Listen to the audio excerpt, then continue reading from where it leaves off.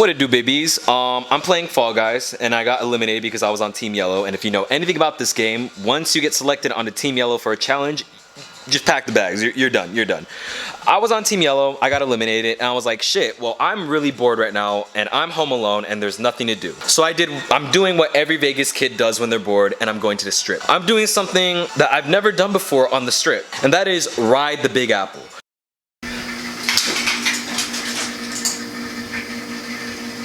What it do, baby? Alright, so just a quick rundown. The New York Big Apple roller coaster was opened in 1997. It was built by the manufacturer Togo, which anyway, any review you see on YouTube basically drags this ride through the mud. The experience, from what I heard, is not that great. But you know, it's just all the fun, bro. It's just part of the package deal, baby. Anyway, we finna check this shit out because I have nothing better to do, and this quarantine has sucked the life out of me. So now I have to do crazy adventures and shit, just to keep y'all occupied. So let's go.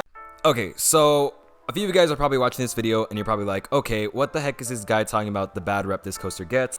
Simply put, a lot of coaster enthusiasts and a lot of theme park enthusiasts do not like this ride at all. They say it is extremely uncomfortable, extremely shaky. It hurts your whole body, it hurts your head, it hurts your shoulders. It basically hurts your entire body. And honestly, listening to all those reviews and watching all those videos on it kind of just piqued my interest in it. I don't know, it's kind of in my home city.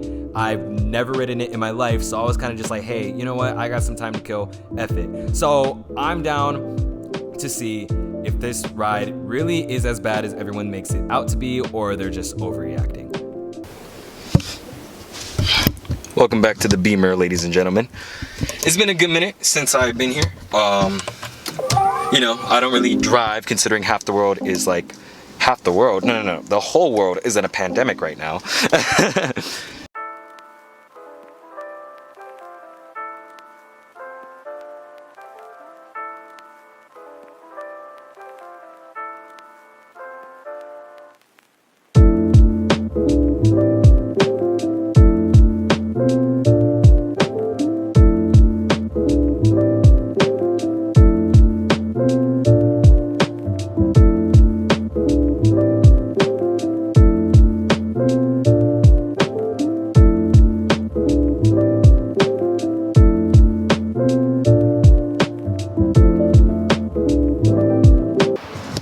Okay, I was gonna bring the board to skate around, maybe like fuck around and shit, but I don't even think I'm gonna be able to make it outside because these elevators go straight to the casino.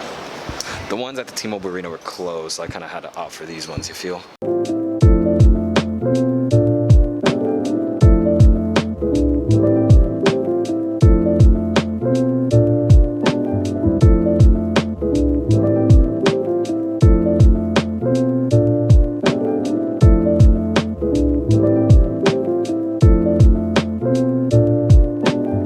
Okay, so here's basically how it went down. Pulled up, left the level 2 parking garage, and I was immediately greeted by the entrance of the coaster. And I didn't know this, but the coaster is actually connected to a really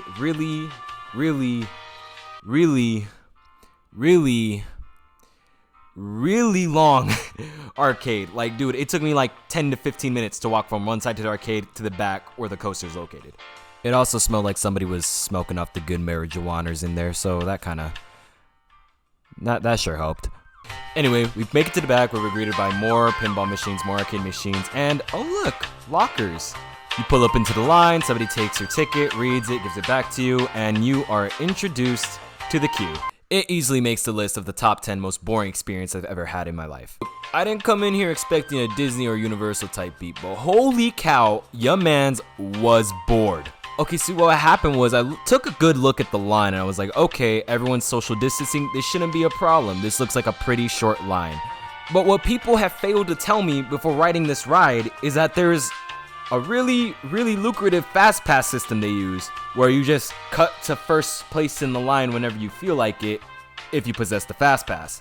If your mans knew this, he would have used it, but nobody told me. So I was stuck being cut by like 20,000 people while I was first in line, quote unquote. Anywho's, your boy got front row, finally made it to the top of the line after like 30 minutes, and it was game time. And it was at this time I looked up and I was like, holy mofo, that is one big drop.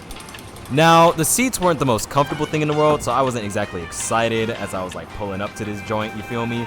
You could get a good view of the strip by here, and you could definitely get a really good view of the T-Mobile Arena from this point, especially since it's empty, there's nothing going on over there, so it looks pretty clean.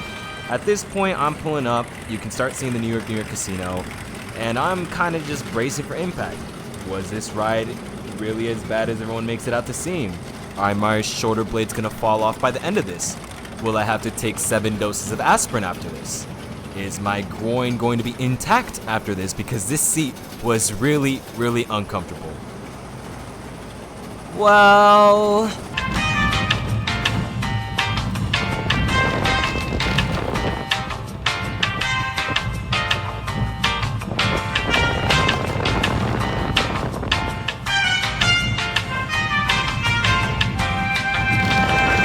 yes, the ride was actually that jittery. Anywhoosies, your boy made it back to his Beamer with all his limbs attached. Even got a couple selfies in the mirrors because, you know, your boy looking fly in that 2020-2021 Liverpool kit. And I decided to recollect some final thoughts about the ride. It wasn't that bad. It's not the craziest coaster I've ever ridden, but damn, that was pretty uncomfortable. Anywhoosies, your boy pulled out of the New York because, you know, the pullout game is always strong with this one. Pulled out and made it back to the crib safely. And that was pretty much it. That was my tiny adventure. Let me know if y'all want to follow me for more.